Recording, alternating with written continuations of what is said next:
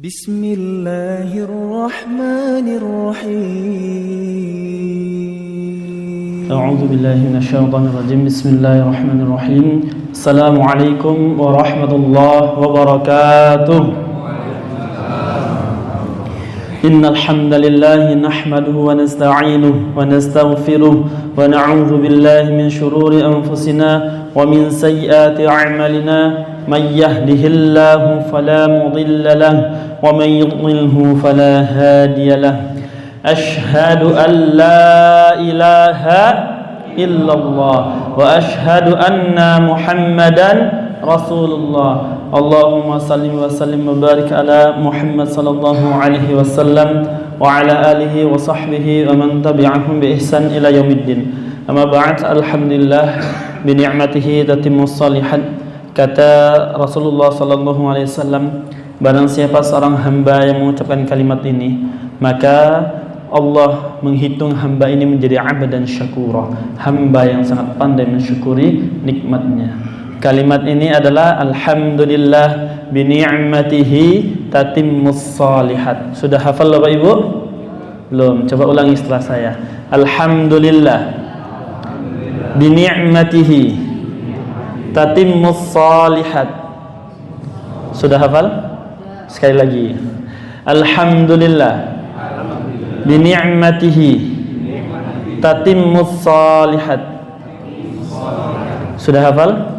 1, 2, 3. Tatimmus shalihat. Alhamdulillah segala puji hanya milik Allah Subhanahu wa taala. Bi ni'matihi, dengan semua nikmat yang sampai sekarang Allah izinkan. Walaupun nikmat itu kita gunakan untuk maksiat. Walaupun Allah tahu kita akan berbuat dosa lagi, Allah berikan itu nikmat secara sempurna. Sebagaimana bentuk kasih sayang Allah pada kita yang sempurna, Allah sempurnakan pula dengan tatimmus shalihat. Allah izinkan kita sujud untuk taubat. Allah izinkan tangan kita mengangkat untuk berdoa minta ampun. Allah izinkan lisan kita untuk berzikir dan baca Al-Quran.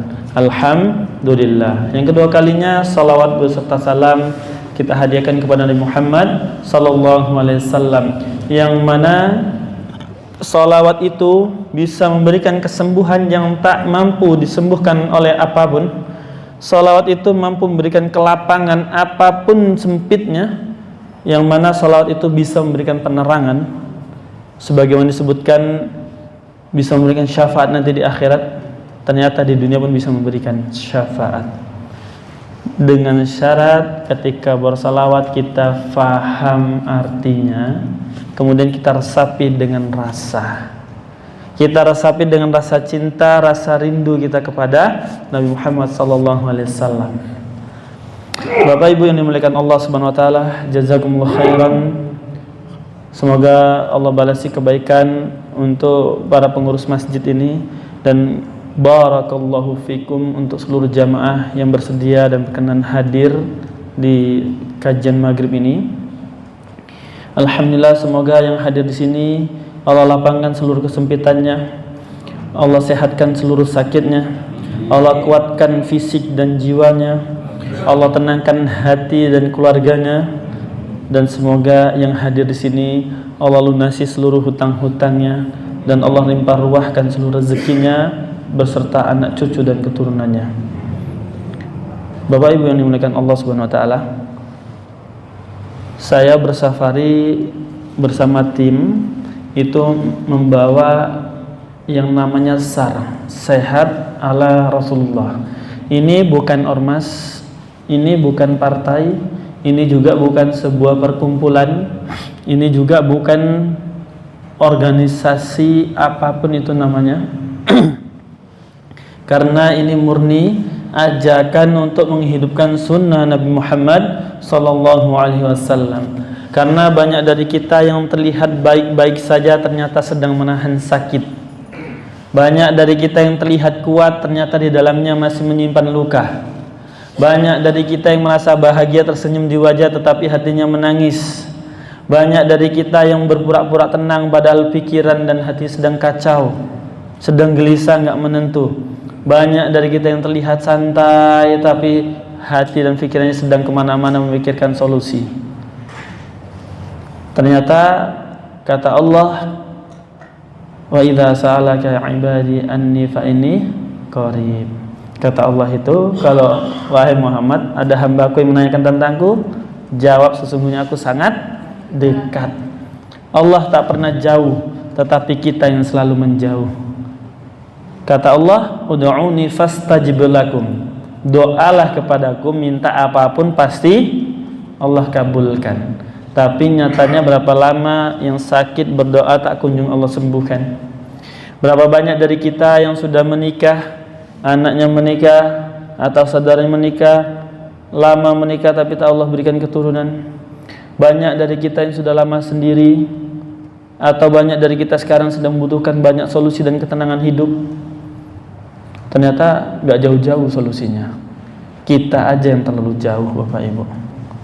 Sunnah Nabi Muhammad SAW ini salah satunya adalah sallu kama ra'aitumuni usolli. Salatlah kalian sebagaimana kalian melihatku salat. Bapak Ibu yang dimuliakan Allah Subhanahu wa taala, dalam sehari kita berapa kali salat? Yang wajibnya 5. Berapa rakaat itu? 17 rakaat. Yang wajib. Kalau tambah sunnahnya lebih enggak? Lebih. Sudah berapa tahun kita sholat? Yang 50 tahun, iya, dari mulai belajar sholat sampai sekarang. Yang usia 30 tahun, yang baru mulai sholat, ya sampai sekarang. Artinya dan intinya adalah sampai sekarang kita masih sholat. Dan sholat bukanlah hal baru dalam hidup kita. Tetapi yang disebutkan Al-Quran dalam surat Al-Ankabut ayat 45. Surat Al-Ankabut ayat 45. A'udzu billahi minasyaitonir rajim. Bismillahirrahmanirrahim. Utlu ma uhiya ilaika minal kitab wa aqimis salah. Inna salata tanha 'anil fahsya'i wal munkar wa la dzikrullahi akbar wallahu a'lamu bima tasna'un. Setelah kita disuruh memahami Al-Quran, baca baik-baik Al-Quran, perintah berikutnya apa? Wa aqimis salah, dirikan salat. Kalimatnya dirikan salat, wa aqimis salah, satu salat. Inna salata tanha 'anil fahsya'i wal munkar. Bapak Ibu yang dimuliakan Allah Subhanahu wa taala, saya izin berdiri. Ketika di dalam Al-Quran disebutkan as-salah,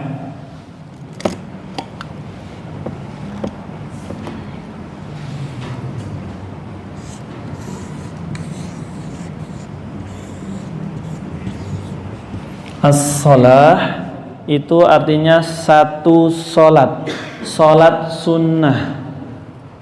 Tapi kalau disebutkan as-salawat, baru yang solat wajib. Jamak, solatnya banyak.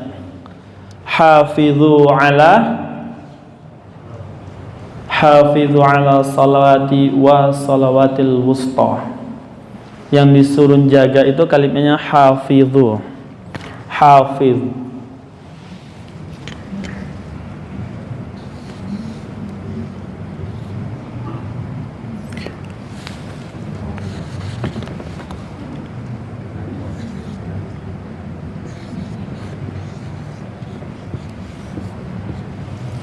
Hafidhu itu memelihara, bukan hanya sekedar menjaga. Kalau menjaga itu benda mati. Kalau menjaga adalah benda mati. Jaga motor, jaga mobil, ya udah biar aja, yang penting dijaga. Tapi kalau memelihara, memelihara itu benda mati atau benda hidup, Bapak Ibu? Benda hidup. Memelihara ikan dikasih makan enggak? Dikasih. Memelihara ayam dikasih makan enggak? Dirawat, dikasih makan. Tapi kalau suruh memelihara salat berarti disuruh Melaksanakan, suruh mendirikan, melaksanakan. Sedangkan as-shalah kalimatnya itu satu.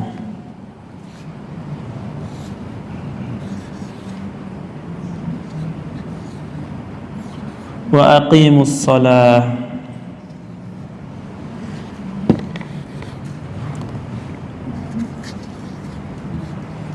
Wa aqimu, dirikanlah. Satu cuman, satu. Selama ini kita sholat wajib dan sholat sunnah. Sholat wajib kita kerjakan itu melihara, sedangkan sholat sunnah itu mendirikan. Yang bisa menghilangkan inna sholata tanha anil fahsya. Fahsya dari dalam, keji. Kita masih kadang bohong ke diri sendiri, kadang kita masih bohong ke orang lain, kadang lisan kita tak tertahankan untuk ngomongin orang lain, kadang kita nggak mau mikir orang lain, tiba-tiba prasangka buruk itu muncul. Mungkar itu adalah buah dari apa yang kita simpan. Contoh, kita menghina orang lain, nyakiti orang lain, ngambil hak orang lain, atau mukul karena dendam, itu adalah mungkar. Mungkar adalah buah dari fahsya. Dua-duanya bisa Allah sembuhkan dan Allah hilangkan, Allah wasilakan lewat salat. Fa idza maridtu fahuwa yashfin, surat Asy-Syu'ara ayat 80. Fa idza maridtu fahuwa yashfin, apabila aku sakit, yang menyembuhkan siapa? Allah. Terlalu jauh kita mencari obat, terlalu jauh kita mencari solusi, padahal di Al-Quran sudah lengkap, padahal di Islam semua sudah ada. Yang pertama sakit, begitu teringat apa? Obat, dokter, herbal, penterapis. Itu aja. Tapi berapa banyak dari kita begitu sakit, kita sholat dulu 2 rakaat, sholat taubat kah, sholat syukur kah, sholat sunat hajat kah, sholat apapun namanya. Karena di dalam buku Nabi Muhammad SAW sang dokter disebutkan di awal bab itu pembahasannya tentang sholat. Para sahabat datang minta solusi sakit perut, suruh sholat. Ada yang datang karena sakit kepala, suruh sholat. Ada yang datang karena gelisah hatinya, karena bertengkar sama istrinya, suruh sholat. Bapak Ibu yang dimuliakan Allah Subhanahu wa taala, sholat yang benar akan membuat kehidupan semakin baik. Sholat yang salah akan membuat kehidupan semakin banyak masalah. Sholat yang benar akan membuat hidup semakin baik. Sholat yang salah akan membuat hidup semakin banyak masalah. Berapa tahun kita sholat, berapa lama kita sujud, berapa kali kita takbir, lama sholat duduk di atas kursi. Mohon maaf untuk yang sudah sholat di atas kursi, saya minta maaf. Lama kita sholat, akhirnya pinggang sakit. Lama kita sholat, akhirnya kena emah. Lama kita sholat, akhirnya kena vertigo. Lama kita sholat, nggak sembuh-sembuh hipertensinya, nggak sembuh-sembuh vertigonya, migrennya nggak sembuh-sembuh. Padahal sholat itu adalah senam terbaik di dunia yang nggak ada duanya. Sholat. Orang luar negeri di beberapa negara, saya tak sebutkan negaranya, mereka yang mengamalkan namanya senam yoga. Senam yoga itu adaptasinya dari sholat. Mulai dari berdiri, meditasinya itu, kemudian takbirnya, takbir kita di sini, takbirnya senam yoga itu ke atas. Rukuknya sama rukuknya, sujudnya sama sujudnya, tangan kita di sini. Kalau sujudnya sama ketika berdiri, tangannya di ujung. Demi apa? Mencari ketenangan jiwa, meniru gerakan sholat. Bapak Ibu yang dimuliakan Allah Subhanahu wa taala, Salat menceritakan siapa kita di hadapan Allah. Salat menceritakan siapa kita di hadapan manusia. Kalau mau tahu teman kita seperti apa, ajak dia salat. Lihat gimana salatnya kalau dia mau diajak bisnis. Lihat kapan dia waktu salat subuhnya kalau mau dijadikan menantu. Lihat bagaimana cara dia memperlakukan salat kalau mau dijadikan sahabat sejatinya. Bahkan di dalam satu hadis disebutkan, dan kita semua pasti hafal dan meyakininya, pertama kali malam pertama kita di alam kubur yang ditanya tentang baik salatnya, buruk salatnya. Yakin Bapak Ibu? Tapi kenapa salatnya masih asal-asalan? Salatnya masih pura-pura enggak tahu dan mencukupkan diri bahwasanya dia sudah tahu. Tak hanya bacaan yang kita benerin, tapi harus gerakan juga kita benerin. Tak hanya bacaan dan gerakan yang kita benerin, tapi harus ada rasa ketika kita hadir. Bagaimana mungkin Bapak Ibu yang sudah menikah mendatangi istrinya tanpa rasa, itu mungkin nggak Bapak? Nggak mungkin. Ibu mungkin nggak nikah sama suami ibu itu tanpa rasa? Ada di sini yang dijodohkan itu terpaksa? Nggak ada. Semua dengan hati nggak? Iya. Gimana dengan sholat? Fisik. Kita semua sering kan ngelihat orang nge-gym. Tahu kan Bapak Ibu nge-gym? Itu boleh nggak gerakannya sembarangan? Kalau ngangkat itu boleh nggak sembarangan? Kalau sembarangan apa yang terjadi? Cedera tulang, cedera otot dan sendi. Kalau sholatnya sembarangan Bapak Ibu, yang cedera bukan cuman fisik, jiwanya pun ikut cedera. Tak percaya berapa banyak orang yang sholat, mohon maaf jedaknya hitam, di pondok sekalipun dia masih mencabuli nggak? Berapa banyak imam-imam yang sholat hafiz Quran jadi pelaku gay?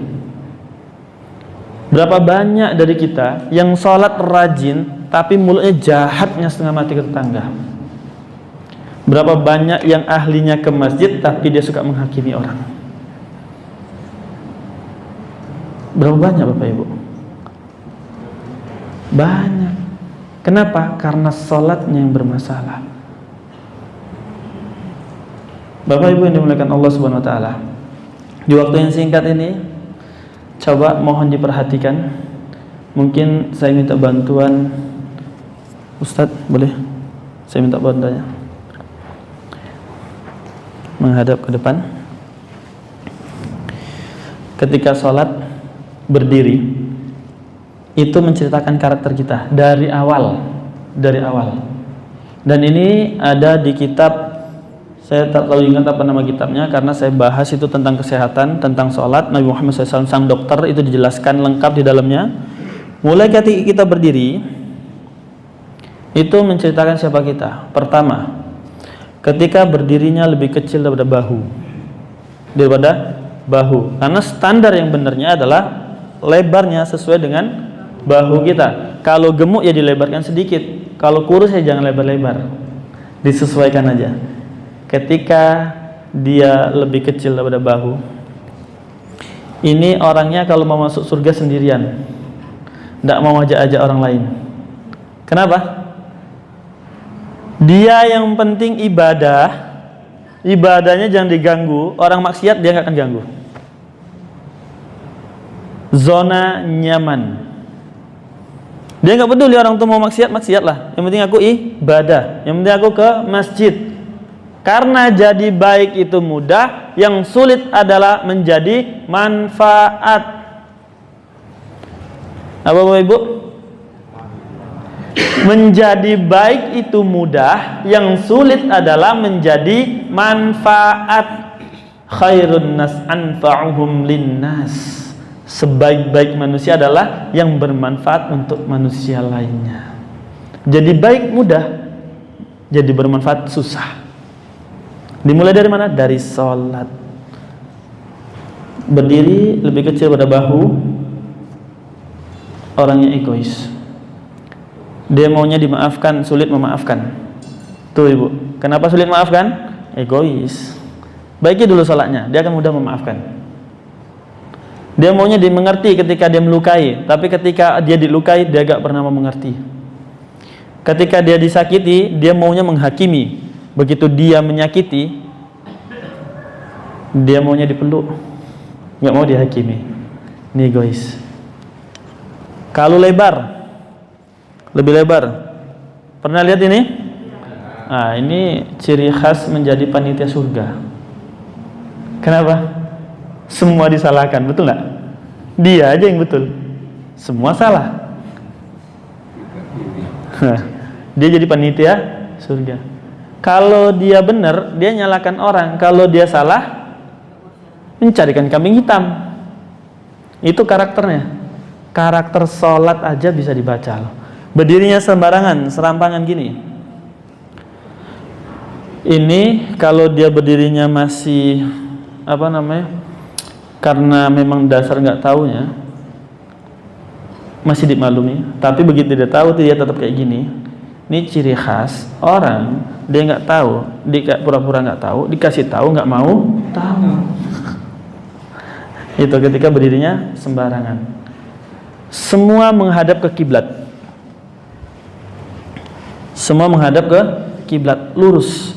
Yang lurus bukan bagian dalamnya, tapi bagian luar. Itu kenapa imam di beberapa hadis disebutkan sawu sufufakum, luruskan safnya, tumit bertemu dengan tumit, bahu bertemu dengan bahu, tumit bertemu dengan tumit. Tuh kalau kita gini, yang ketemu tumit atau kelingking?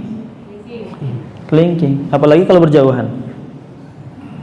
Di dalam mazhab Syafi'i itu rapat. Di mazhab Hambali, Maliki, Hanafi itu rapat. Kalau tak rapat, mazhabnya apa? Mazhabnya sendiri. Jadi yang rapat itu, mohon maaf Ustaz, nah itu tepinya, bagian luar. Dan ingat, ketika sudah seperti ini, bukan menginjak kawannya, itu panas. Nanti selesai itu awas ya, selesai pedas. Yang benar, mohon maaf ya Bapak Ibu, mohon maaf. Ini kan ada telapak kakinya, ada cekung, ada perut kakinya kan. Kalau berdiri biasa, ini kan nggak nempel ke lantai. Ada nggak kakinya yang rata semua? Nggak ada. Masih semua punya perut kaki kan? Punya. Ketika berdiri sholat, ini yang ditempelkan ke lantai. Ini dilempelkan ke lantai. Seperti ini. Jadi kayak masuk ke dalam dia berdirinya. Berdiri versi ini adalah terbaik untuk rangka tubuh. Terbaik untuk rangka tubuh, struktur tulang. Yang punya saraf kejepit sampai hari ini belum sembuh. Yang mohon maaf untuk bapak-bapak yang mulai ejakulasi dini atau kurang masalah vitalitasnya, perbaiki sholat dan berdirinya. Seperti ini. Atau yang punggungnya sakit, skoliosis, tulang belakangnya bengkok, coba berdiri yang benar. Berdiri sholatnya yang benar. Berdiri yang benar, ini aja kita udah kerasa nikmat dan nyaman. Imam mau baca berapa juz pun nggak akan nyaruh. Itu kenapa di dalam hadis sebutkan Nabi Muhammad SAW itu kalau sholat tahajud sampai bengkak kakinya. Dia tidak akan mungkin bengkak kalau berdirinya kayak gini. Tidak bisa bengkak karena dia akan terus gerak, nggak nyaman. Tapi kalau geraknya berdiri seperti ini, dia akan diam, tenang. Tahu-tahu kaki sudah bengkak. Kalau kita berdiri tenang, bukan tahu-tahu sudah bengkak, tahu-tahu sudah salam, ketinggalan dia. Sudah berdirinya kaki lurus, bagian dalam yang ditindihkan. Penjelasan secara anatomi tubuhnya, otot manusia bagian dalam itu paling jarang digunakan. Begitu kena stroke, bengkoknya ke dalam. Betul nggak? Kaki orang stroke bengkoknya keluar ke dalam, Bapak Ibu? Ke dalam atau keluar? Bengkoknya kayak gini, orang kena stroke itu, atau bengkoknya kayak gini? Ke dalam kan? Ke dalam. Karena otot bagian dalamnya itu jarang digunakan. Kita jalan kayak gini. Belum ada saya jumpai orang jalan kayak gini. Belum ada. Perempuan pun jalan paling kayak gini. pakai bagian luar ototnya, nggak ada bagian dalamnya. Ketika sholat itu yang digunakan, otot bagian dalamnya. Sudah seperti ini takbirnya. Coba takbir Ustaz. Allahu Akbar. Takbir bukan rangkaian mengangkat lengan tangan. Takbir bukan rangkaian mengangkat lengan tangan, tetapi takbir adalah proses membuka bahu dan rongga dada. Bukan diangkat, tapi dibuka. Bukan diangkat gini ya, tapi dibuka. Kata Imam Ibnu Haytham di dalam kitabnya, takbirnya seorang muslim itu seperti menarik busur anak panah. Belikatnya yang bergerak ke belakang. Coba takbir Ustaz. Allahu Akbar. Yang digerakkan ininya, bahunya. Sehingga tulang belikat bagian belakang itu seperti bertaut, seperti menyatu. Yang benar. Di sini kenapa orang sholat itu yang punya sakit paru-paru disembuhkan dengan sholatnya, orang yang punya sakit jantung disembuhkan dengan sholatnya, orang yang gelisah disembuhkan dengan sholatnya ketika takbir awal. Bapak Ibu sering nggak begitu takbir Allahu Akbar yang terbayang dunia? Ada? Atau banyak? Banyak. Atau lupa rakaat? Ada yang lupa rakaat juga? Dulu saya gitu juga. Tapi dulu. Sekarang alhamdulillah. Enggak Ibu, lain-lain. Saya punya tim media satu lagi, ini namanya Mas Rizal, satu lagi namanya Mas Iqbal, orang Jogja. Kalau beliau orang Magelang. Tim media saya yang satu lagi itu seorang peruqyah. Seorang peruqyah. Dan dia sering isi kajian juga. Herannya kalau sholat sering lupa rakaat. Dia sholat tapi sering lupa rakaat, tapi dia peruqyah. Kerennya itu. Dan kapan dia jujurnya? Baru 2 pekan yang lalu ketika kita jumpa safari dakwah di Dieng. Dia jujur, Ustaz, sebenarnya saya tuh sering lupa rakaat kalau sholat. Padahal saya seorang peruqyah.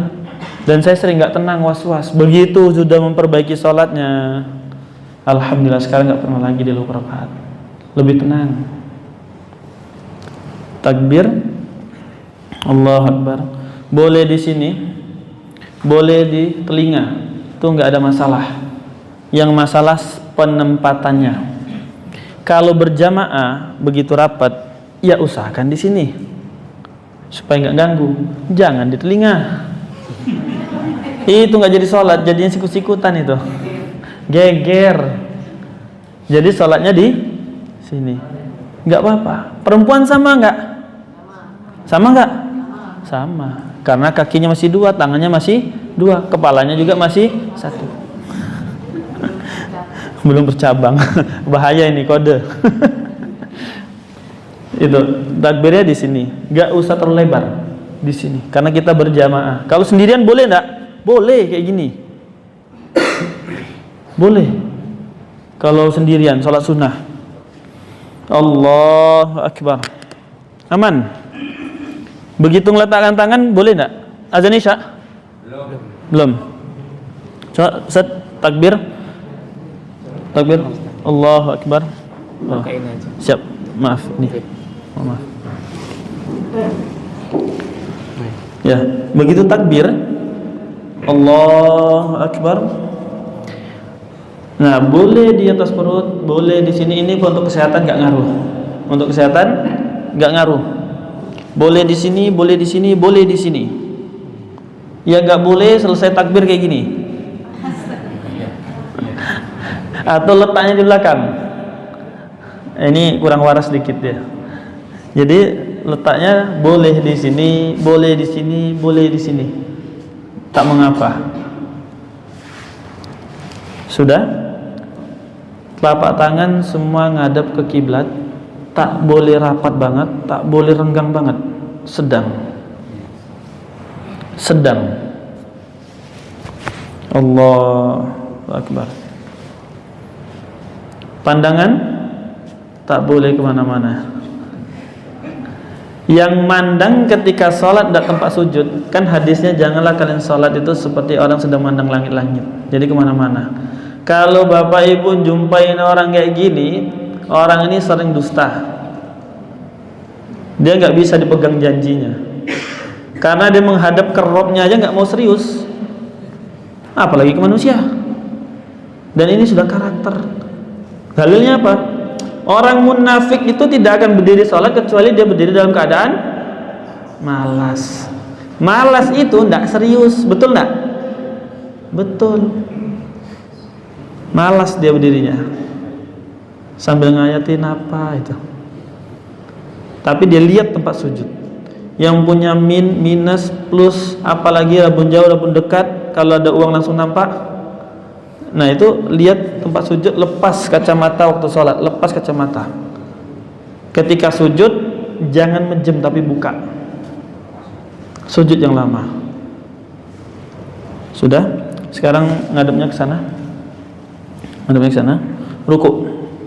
Dari takbir dulu. Allahu Akbar. Ruku. Ruku, Bapak Ibu yang dimuliakan Allah SWT, ketika berdirinya salah, rukunya pasti salah. Pasti, karena posisi rukuk menggunakan kuda-kuda ketika berdiri. Mohon maaf Ustaz, berdiri lagi. I'tidal, sami Allahu liman hamidah. Mohon maaf, ini kakinya kurang lurus. Nah, sebelahnya lagi, lurusin. Udah. Sekarang balik ke rukuk. Allahu Akbar. Nah, rukuk dia lurus. Gak boleh terlalu angkat, gak boleh terlalu turun. Lurus. Ini baru lurus namanya. Sudah? Tangan di beberapa mazhab itu ada yang bengkok, ada yang lurus. Intinya satu, jangan menekan tulang lutut, tidak bertumpuan di lutut gini. Kalau bertumpu di sini, alamatlah sudah lama sholat akhirnya duduk di kursi, lama sholat akhirnya encok. Karena saat kita ruku, yang nahan bukan tulang, yang nahan adalah otot. Yang nahan apa Bapak Ibu? Otot mana? Betis bagian belakang dan paha bagian belakang yang nahan. Allahu Akbar. Ini hanya sebagai penyangga, bukan ditekan, tapi sebagai penyangga. Boleh agak bengkok, boleh lurus. Ketika kita lurus berdirinya, maka rukuknya akan condong ke depan, bukan condongnya ke belakang. Kalau condong ke belakang gini, dengan menggunakan tumit, rusak semua rangka tubuh. Rusak. Makanya nggak heran lama sholat akhirnya jalannya gini-gini. Habis itu pakai tongkat, betul nggak? Betul. Karena sholatnya sudah ngawur. Rukuk lagi, set. Allahu Akbar. Nah, ini sudah lurus. Kepalanya sama ketika kita berdiri, melihatnya tempat sujud, tapi sama berdirinya adalah kepalanya selurus dengan badan. Mohon maaf Ustaz, Afan. Nah, melihatnya ke bawah jadinya. Melihatnya ke bawah, lurus semuanya. Sudah sampai di sini? Posisinya kaki sebagai pasak, tangan itu sebagai pendorong, yang ditarik adalah tulang tengah. Mulai dari sini sampai ke ujung itu ditarik, direnggangkan. Salah satu keajaiban salat yang bisa menyembuhkan saraf kejepit di sini. Bisa menguatkan lagi ginjalnya di sini. Bisa menguatkan lagi pencernaannya di sini juga. Sudah Bapak Ibu? Sudah. Sekarang i'tidal, sami Allahu liman hamidah. Problem yang paling sering kita hadapi adalah ketika kita mau turun sujud. Ini membuat kita sakit. Kita berdirinya segini atau segini berdirinya dari awal. Begitu mau sujud, itu dirubah gak gerakannya? Dirubah. Kebanyakan dirubah kan? Nah ini yang membuat lutut tuh sakit juga. Kenapa? tubuh kita beratnya sudah netral di sini, begitu mau turun dibebankan ke satu tumpuan. Itu yang buat rangka tubuh itu rusak. Sudah, turunnya biasa aja, nggak perlu dirubah. Hadis mengatakan turun lutut duluan boleh, sahih hadisnya. Atau hadis yang mengatakan tangan duluan turun, boleh juga. Itu nggak perlu diperdebatkan. Yang nggak ada hadisnya dan nggak boleh cuma satu, kepalanya duluan. Nyungsep. Itu nggak ada itu hadisnya tuh. Dan pasti Bapak Ibu nggak akan mau kan? Kepalanya dulu turun duluan. Itu nggak. Janganlah. Kan hadisnya nggak ada, masa ngasih contoh Ibu? Begitu turun, Allahu Akbar, nggak ada yang berubah dari kakinya, tetap sama, tetap sama. Turun Ustaz, Allah berdiri yang benar ketika posisi, oke. Turun ke sujud, Allahu Akbar, sujud, ya. Ini posisinya sempurna di sini. 45 derajat. Kalau berjamaah ini ngapet aja nggak apa-apa, nggak jadi masalah. Kalau berjamaah, kalau sendirian lebih baik buka. Kalau sendirian, posisi tangan sama ketika kita takbir. Kalau sholat sendirian kita takbirnya di sini, berarti sujudnya di sini juga. Kalau posisi kita sholat jamaah di sini karena rapat, berarti sujudnya juga di sini. Gak masalah itu. Sampai sini paham Bapak Ibu? Selanjutnya, ukuran dia benar enggaknya, pahanya lurus. Pahanya lurus tegak. Di sini ketika dia lurus, maka di bagian belikat bagian belakang itu menahan tekanan darah terlalu kencang ke otak, ke kepala, sehingga oksigen murninya bisa sampai di otak kita. Itu kenapa sujud membuat kita lebih cerdas, sujud membuat kita penglihatannya cerah. Jadi cerah. Amnesia, menghilangkan kita jadi amnesia. Jadi Bapak Ibu yang dimuliakan Allah SWT, ketika sujud tak boleh terlalu melengkung ke bawah ataupun dia naik ke atas. Nah kayak gini, ditahan. Ini yang bikin sakit kepala nggak hilang-hilang. Yang bikin vertigo migrain nggak hilang-hilang tuh karena dia sujudnya kalau nggak terlalu melengkung ya tinggi. Gitu. Duduk tahiyat, Allahu Akbar. Sudah. Di sini nggak ada yang fatal gerakannya. Yang fatal ketika berdiri, ketika ruku, ketika turun sujud, ketika sujud. 4 kondisi. Yang terakhir adalah ketika berdiri dari tempat sujud. Kita sudah dari sujud, dari tahiyat, mau berdiri. Mau berdiri itu bukan kecil posisi kakinya, tetapi sama lebarnya dengan ketika turun mau sujud atau sama berdirinya. Dia langsung. Jadi begitu berdiri kakinya nggak nyari-nyari, nggak jalan-jalan. Dia tetap posisinya berdiri. Gitu Bapak Ibu yang dimuliakan Allah Subhanahu wa taala. Yang terakhir duduk tahiyat akhir, ngadepnya ke kiblat. Duduk tahiyat akhir. Duduk tahiyat akhir yang tawaruk. Nah, itu tidak boleh mereng. Mereng kayak gini. Dia tetap lurus. Tetap lurus. Jadi Bapak Ibu, ketika duduk seperti ini, nggak bisa kakinya, boleh dengan gini. Kalau nggak bisa gini, boleh kayak gini. Yang nggak boleh bertimpang tindih. Ini. Di dalam mazhab Syafi'i pun seperti ini nggak boleh. Sholatnya bertimpang tindih kayak gini nih nggak boleh.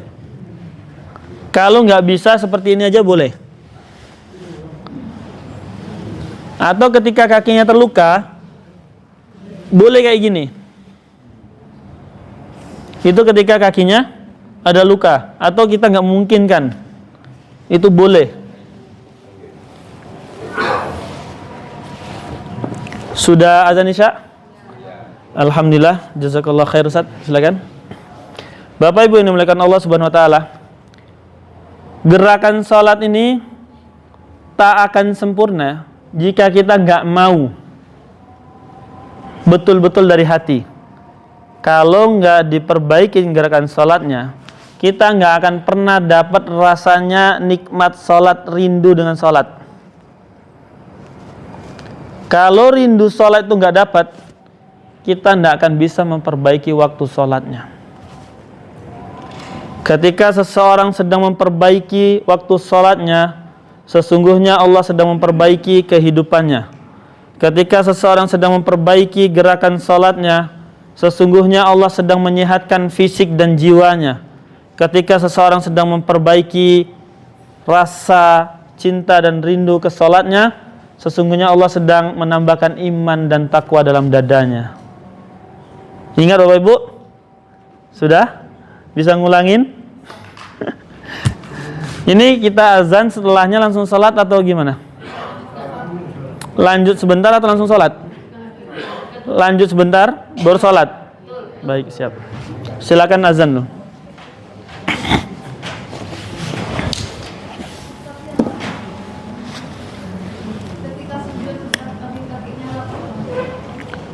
Dirapatkan, bagian belakangnya kakinya dirapatkan. Sama. Nah.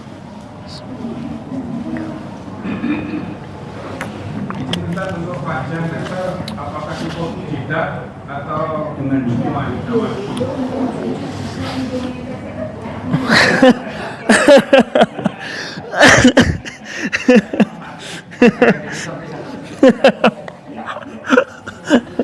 Hidung pesek. Emang ada yang mancung di sini? Saya jadi tersindir. Untuk hadis yang kuat itu sujud di atas 7 anggota tubuh, termasuk hidung. Jangan terus terang Ibu. Jadi termasuk hidung juga nyentuh. Kalau dia posisinya standar, benar, pasti hidungnya akan nyentuh. Nggak cuma nyentuh di sini, tapi hidung juga ikut nyentuh. Iya. Bapak Ibu dimuliakan Allah Subhanahu wa taala. Dalam gerakan salat tadi itu, satu dari dua yang harus kita perbaiki, dasarnya dan pondasinya seorang muslim. Yang pertama diperbaiki sholatnya, yang kedua adalah puasanya. Sehat ala Rasulullah.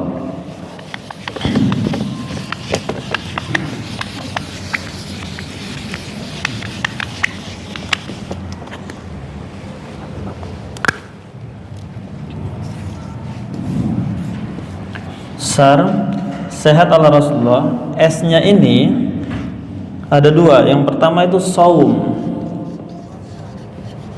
yang kedua sholat. Yang kita bahas baru sholatnya. Itu pun belum selesai. Puasanya kapan? Pas Ramadan kan? Tahun depan, berarti tahun depan lagi. A-nya ini adalah al-a'syab. Jamak bentuknya artinya adalah rempah, ramuan atau herbal. R, riyadhah, olahraga sunnah. Olahraga apa? Itu yang belum dibahas. Berarti masih ada berapa lagi? 2,5. Masih ada 2,5 lagi Bapak Ibu yang dimuliakan Allah Subhanahu wa taala, karena salatnya belum tuntas. Tapi yang paling penting adalah sholatnya, karena sholat yang dilakukan setiap harinya. Rumus dari yang ini, ketika sholat kita kok sulit untuk memperbaiki, kita lama sholat kok makin banyak masalah, setelah diperbaiki kok belum ada perubahan, maka gunakan ASI. Gunakan apa? Apa ASI? Bukan air susu ibu. ASI itu Al-Quran, sholat, infak. ASI Al-Quran, sholat, infak. Sholatnya belum ada manfaat, belum bisa memberikan efek, berarti Al-Qurannya ditambah bacaannya. Setelah bacaannya kok udah tapi hati belum tenang, kok rasanya belum bisa ngerasain, berarti tambah dengan infak. Ingat tadi, menjadi baik itu mudah, menjadi manfaat itu susah. Khairun nas anfa'uhum linnas. Infak itu bermanfaat untuk orang lain kan? Itu urutan yang paling terakhir. Sampai di sini ada yang ditanyakan Bapak Ibu? Tentang sholat tadi ada yang ditanyakan? Iya. Itu masalah lebar kaki. Lebar kaki. Iya. Itu saya pernah dengar juga, terutama yang yang akbar juga kesehatan. Ya. Nah, itu hernia, katanya waktu sujud itu dengkul ini mepet, supaya bisa nahan. Dirapetin.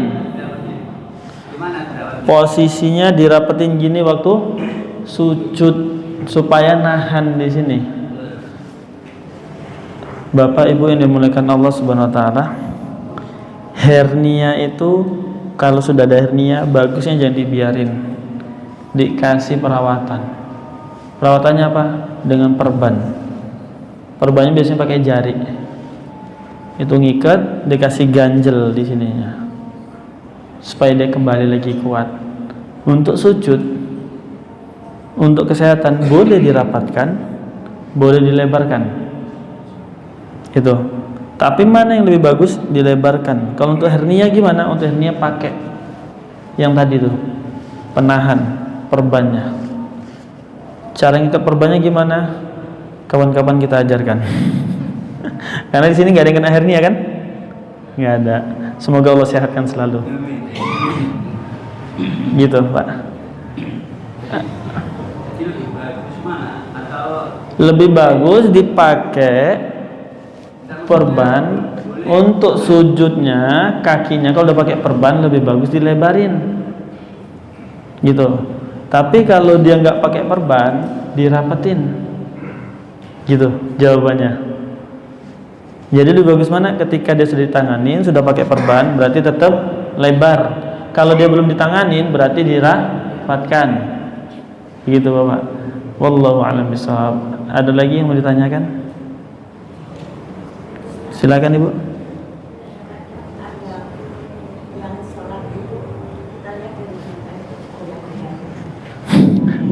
Mau pingsan atau gimana tuh? Goyang-goyang gini. Orang yang sholatnya goyang-goyang itu biasanya Hobi joget. bukan hobi joget, nggak khusyuk gitu, dan di sampingnya terganggu. Orang ini punya masalah dengan jiwanya, terutama gangguan jin. Gangguan jin. Karena yang nggak bisa tenang ketika berdiri sholat itu cuman orang yang punya pegangan. Gitu, itu nggak tenang. Nah, untuk yang sudah telanjur kakinya sakit, untuk yang sudah telanjur pinggangnya sakit, untuk yang sudah telanjur nggak bisa sempurna karena ada faktor umur dan kekakuan, faktor kekakuan rangka tubuh. Itu lagi yang jadi masalah kan sekarang Bapak Ibu. Solusinya satu, minum susu kambing cair. Minum susu kambing cair. Mau tawa, mau safira, mau sanen boleh. Mau yang biasa boleh. Syaratnya apa? Cair, nggak boleh yang bubuk. Bukan bubuk dicairkan. yang murni, bukan yang bubuk kemudian dicairkan. Wah, bahaya ibu-ibu ini. Asli, ditawar sampai habis. Kenapa nggak boleh yang bubuk? Yang bubuk tetap bagus susu kambingnya, tapi yang membuat nggak sehat adalah proses menjadikan dia menjadi bubuk. Itu yang menjadikan tulang tuh sakit. Lama kita minum akhirnya sakit. Itu. Jadi lebih baik minum yang cair. Waktu minumnya kapan? Sebelum sarapan atau sebelum sahur ketika dipuasa? Dalam keadaan perut kosong. Dosisnya, gelasnya itu sebesar gelas es teh. Di sini es teh atau TS? Es teh. Kalau kami bilangnya TS. Gitu. Sebesar gelas es teh yang ada tangkainya itu. Sebesar itu dosisnya sekali minum. Gelas es teh yang kecil berarti yang besar itu. Bukan yang gede banget, yang es teh yang biasa. Iya. Nah, ya yang 300 ini. Nah, yang sebesar itu. Direbus boleh. Yang penting dia bukan yang bubuk, itu aja.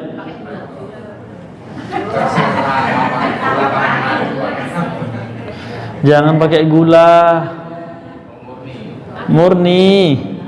Mau tambah madu boleh, tambah kurma boleh, tambah jahe boleh, tambah kencur ya boleh, tambah kunyit ya boleh.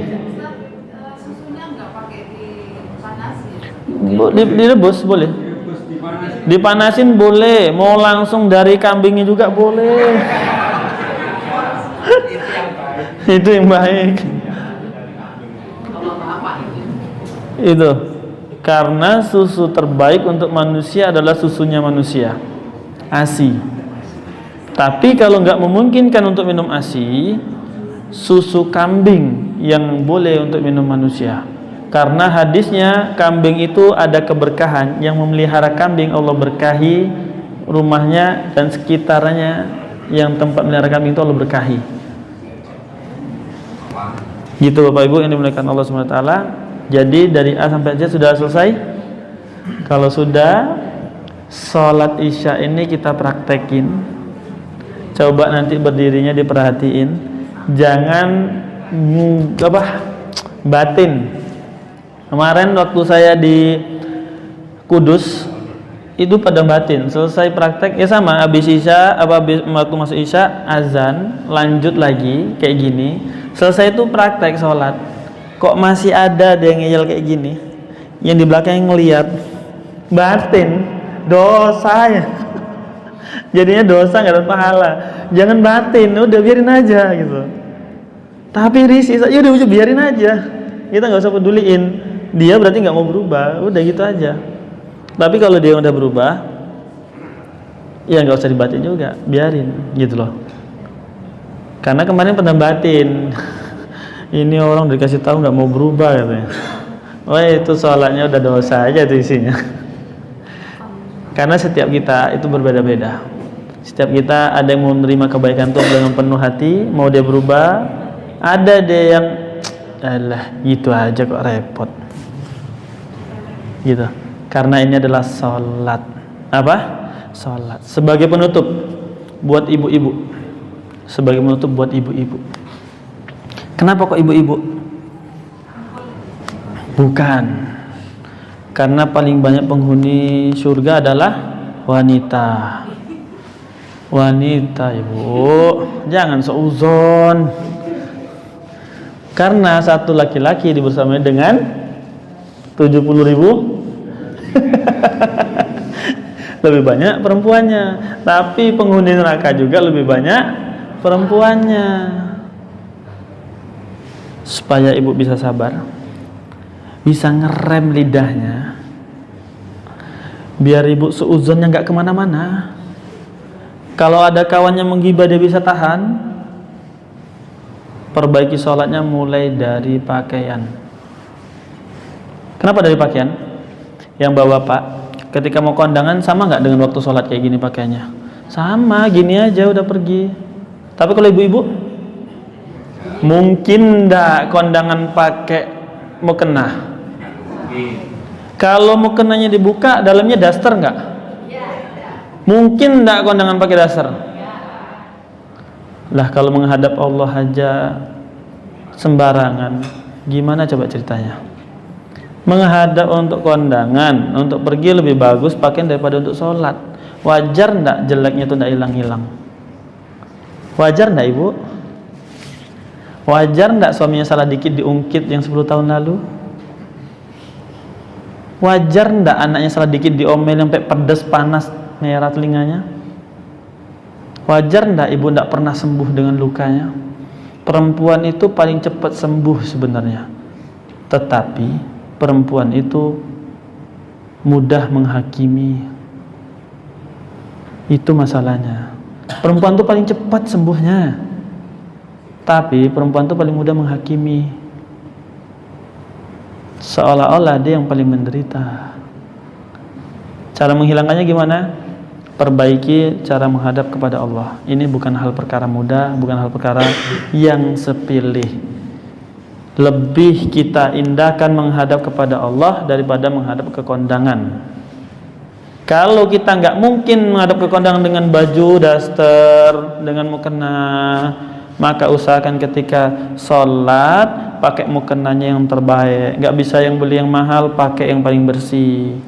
Bajunya dalamnya bukan baju yang untuk tidur, bukan baju yang untuk daster. Tolak ukurnya gimana? Kalau kita buka mukenanya, kita berani untuk ke kondangan. Itu. Tapi kalau kita buka mukena, kita nggak berani untuk ke kondangan, berarti prioritasnya dunia bukan Allah. Paham sampai sini ibu-ibu? Nah, karena bapak-bapak cuma satu pakainya di luar aja. Pergi kondangan kayak gini ya pergi kayak gini. Nggak peduli, ibu-ibunya yang ngomel. Gitu. Sampai sini ada yang mau ditanyakan? Ibu? Sudah, silakan Pak. Yang terakhir, ya. Berjemaah harus bau sampai. Ya, bahu Kalau ada yang jemaah itu pakai kursi, gimana posisinya Pak? Kan berjamaah harus bahu bertemu dengan bahu, kaki mata kaki bertemu dengan mata kaki. Kemudian kalau ada jamaah yang pakai kursi, gimana posisinya? Sangat disarankan di 4 mazhab dan di beberapa hasil ijtihad para ulama, itu yang pakai kursi posisinya di paling pinggir. Di paling pinggir. Posisinya di pinggir semua. Bukan mau mengesampingkan orang sakit, bukan. Tapi untuk menjaga kesempurnaan sholat. Kalau dia nggak mau, jadikan imam. Enggak mau Pak. Jadi ini imam. Kalau dia nggak mau ke pinggir, jadiin imam udah. Biar sekalian dia di depan gitu. Jadi ini bukan karena mau mengesampingkan dia supaya dia nggak dapat pahalanya, bukan. Untuk menjaga soft itu supaya tetap sempurna sholatnya. Ketika dia pengen di depan, di tengah, karena kondisi dia harus duduk, maka dia turun di samping. Allah tetapkan pahalanya itu sama dengan niat dia di tengah. Gitu loh. Jadi sholat tuh fleksibel, jangan dibuat ribet. Tapi walaupun fleksibel nggak boleh disepelekan, gerakannya disempurnakan.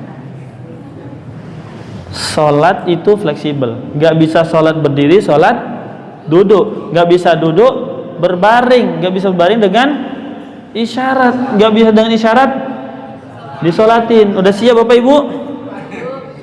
Udah siap belum disolatin? Oh nggak siap. Kapan siapnya? Nggak siap-siap.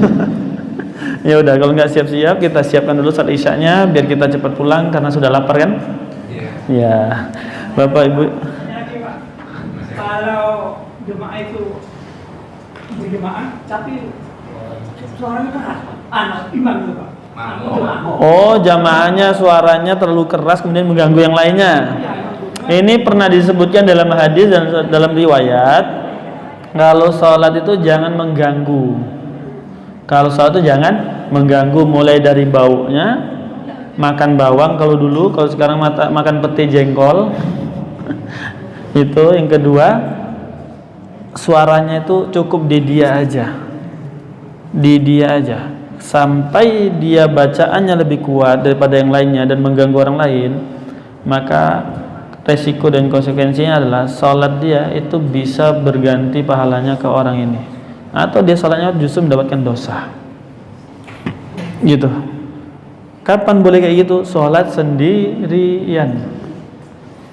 Wallahu a'lam bishawab. Bapak Ibu yang dimuliakan Allah Subhanahu wa taala, jazakumullahu khairan. Terima kasih sudah mendengarkan ocehan saya dari awal sampai akhir. Mohon dimaafkan apa yang kurang pas disampaikan, bahasa yang kurang berkenan karena kultur kita berbeda. Antara orang Jawa dengan Sumatera itu berbalik arah. Satu di seberang pulau, satu lagi di seberang pulau kan. Tapi walaupun gitu kita tetap bersaudara. Semoga Allah perjumpakan kita lagi di waktu terbaik, di tempat yang terbaik, dan dengan ridho Allah yang paling baik. Mohon doanya semoga istiqomah dan Allah perjumpakan kita, kalau enggak di Baitullah ya Allah jumpakan kita di jannahnya. Subhanakallahumma wa bihamdika asyhadu an la ilaha illa anta astaghfiruka wa atubu ilaik. Assalamualaikum warahmatullahi wabarakatuh.